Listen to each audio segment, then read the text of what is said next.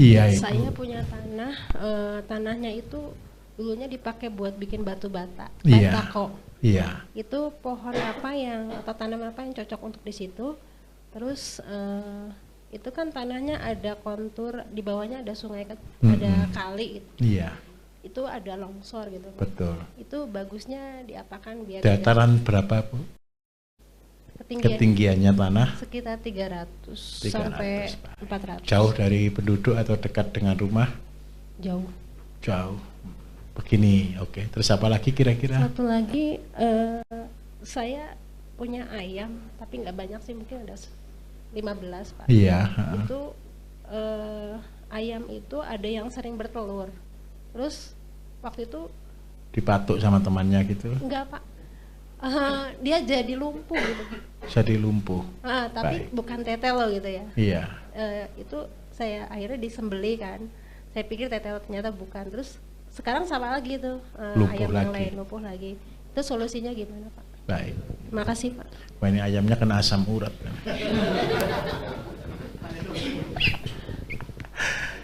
Begini, saya minta maaf. Kalau punya lahan yang jauh dari rumah, terbagus sebenarnya kalau tanah miring ketinggian 300 kan bisa tanami buah. Buah terbagus bisa apokat, mangga, jeruk, itu bagus. Tetapi kalau jauh dari rumah, biasanya nanti kita yang tanam, orang lain yang panen. Membantu, kan gitu. Jadi seandainya kita buat intensif, kita akhirnya menjadi kesusahan di sana. Nah, baik, Bapak. Oke, siap. Jadi ketika kita tanami tanaman buah itu paling tidak nanggung resiko apa-apa. Terus yang kedua, kalau itu tanah itu bisa longsor, berarti kita butuh tanaman penyangga. Tanaman penyangga terbaik hari ini Bapak Ibu, tapi kan kita butuh yang menghasilkan. Gitu loh.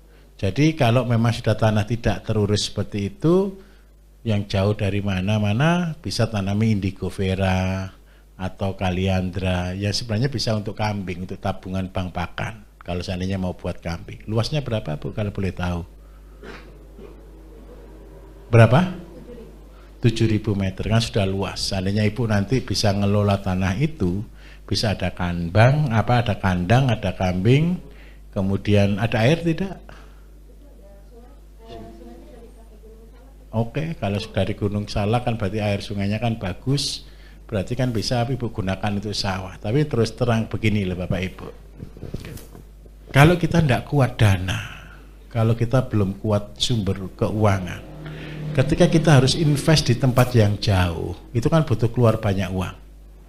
Yang pertama pembangunannya, yang kedua menatanya, yang ketiga berarti kita juga harus siap rumah dan kandang di sana. Dan kan pasti kita akan bayar orang, dan yang harus kita siapkan betul adalah kita harus siap dengan operasional cost.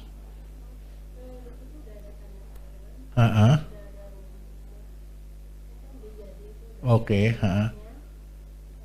ada sawahnya enggak kira-kira?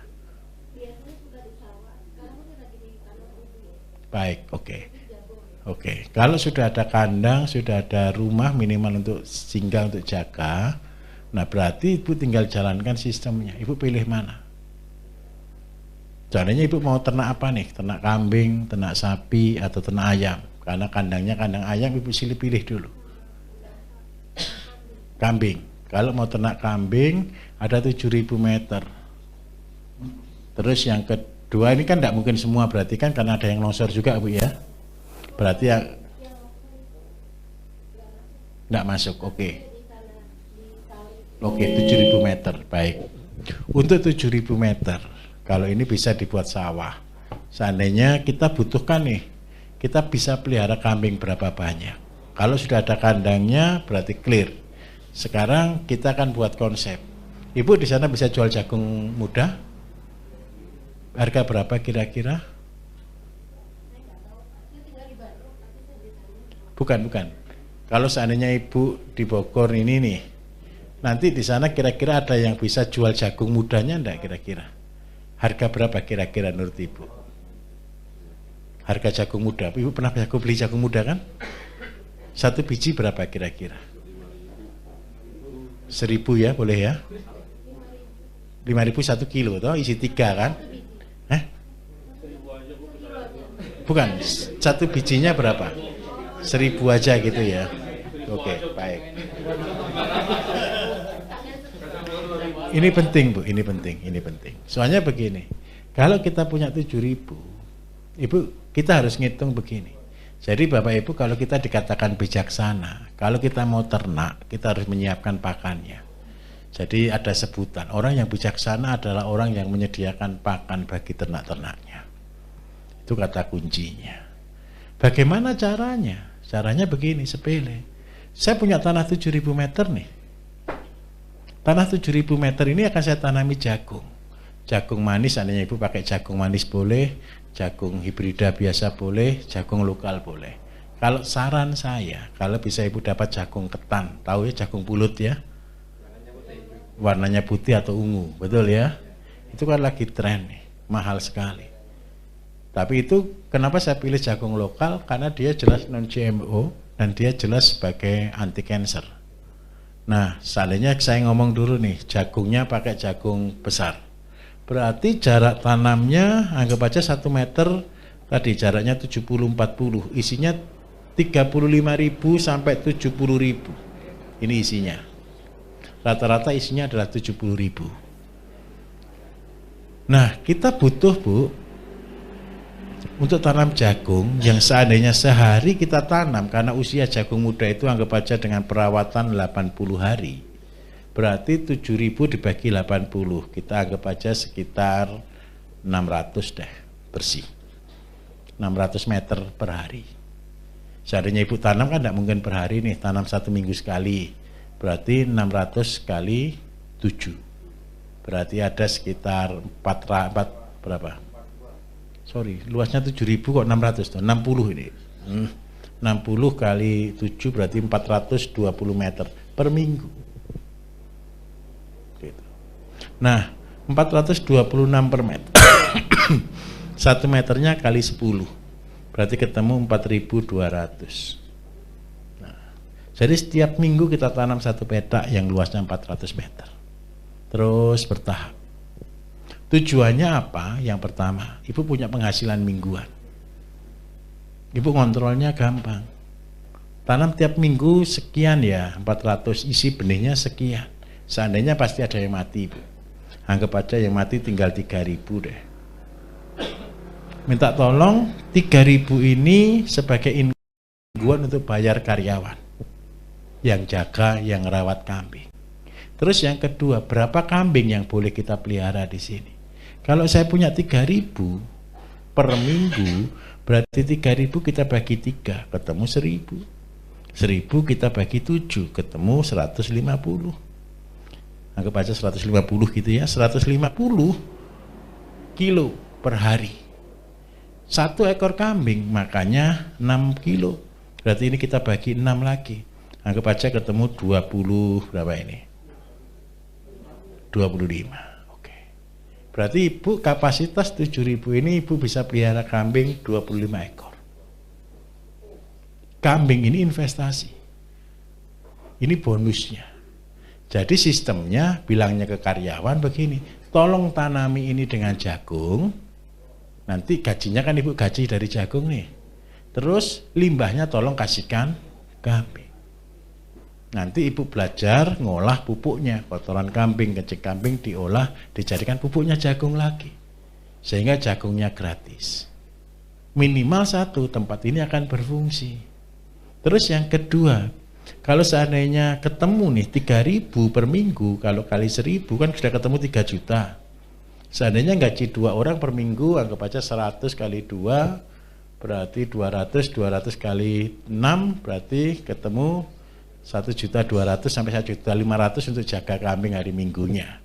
Berarti Ibu masih punya income 1,5 juta per minggu. Bisa dipahami? Oke. Jadi ketika kita punya lahan Bapak Ibu minta tolong. Memang modal kita awal 1, jangan datangkan kambing dulu. Tanam jagungnya dulu, semua sudah menghasilkan.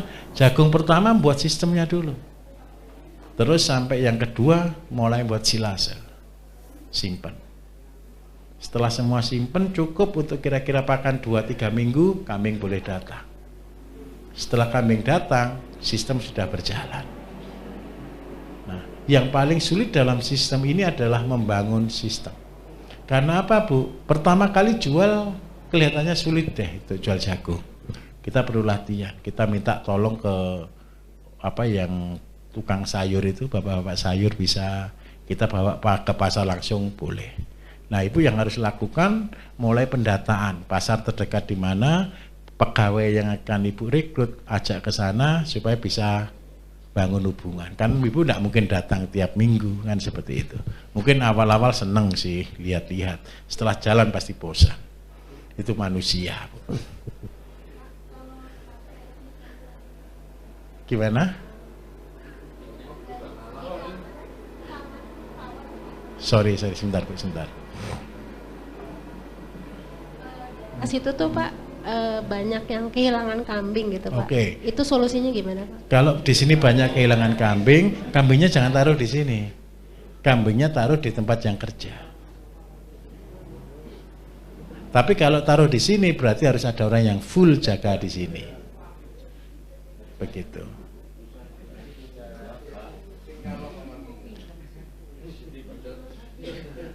Jadi begini Bapak Ibu, ini kan bedanya di sini. Ketika kita mengerjakan ini kan lompat. Ini lompat.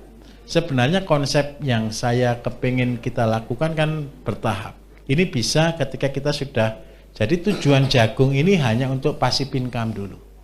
Ini menghasilkan dulu. Dan ketika ini menghasilkan, Ibu baru kasih kambing. Kalau seandainya tidak ada kambingnya dulu boleh Bu. Ibu jual tepungnya juga laku. Tepung jagung itu rata-rata sekitar Rp1.000 sih 1 kilo.